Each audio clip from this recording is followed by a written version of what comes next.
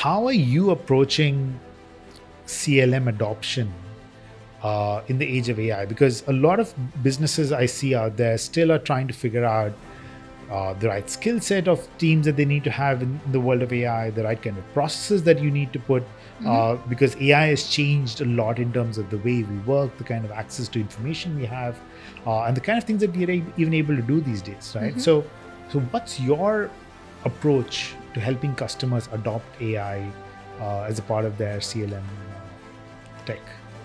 Yeah, I think the first element towards this is, even before talking about adoption, Reza, we take one step back and try to understand that is the customer asking for any AI element merely because of, the fear of missing out, or they genuinely have defined some use case that they know that AI element is going to give them an advantage about, right? So because we do this, complete intensive exercise with our customer, because if I can really share my experience candidly today, Reza, everybody talks about AI. Now, when we start deep diving about, okay, help me, what use case are we talking here? Or when we bring our product offering around, like classic example, our AVAI, right? Where we talk about like ask a contract, right? You can use our tool and get better insights about your contract before you act on it. Again, I'm referring to most of a post-activation scenario here.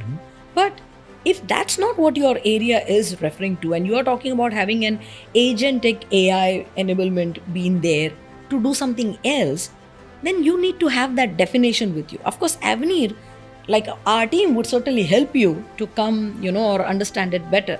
But unless and until that is defined from the customer, I find that it could be a difficult journey for the customer to move towards that adoption. So now, how do we address it?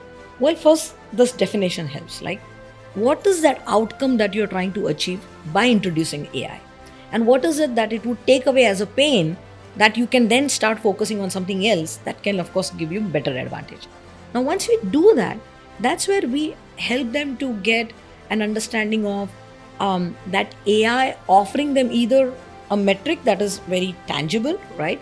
Or that is enhancing their processes, thus in turn their entire maybe work life that they're expecting from that digitized solution.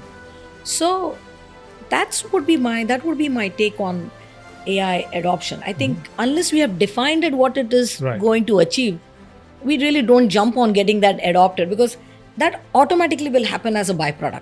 Got it. That would be my take. Got it. So I think what you're saying is don't get into the fear of FOMO, right? So don't get into FOMO and do something, but figure out what you really want to solve with AI and just start with adopting that rather than getting caught in FOMO. And now that you just mentioned about that, sorry, it just strike me that another element that I see, Reza, here is like the expectations out of AI. Today, when I'm talking to my customers, and some of the customers, like, okay, when they are internally talking to their different stakeholders, for them, AI is like a magic wand, right? Oh, it's coming out and giving me something like out of the box, like boom, right? No, that may not happen, right? So even setting up that right expectations, because that will again tie up to your adoption. Because if you know that the accuracy, the precision is not going to be 99.99 every time, exactly, on day one particularly. It would be a gradual process. So these things would play a vital role, I would say.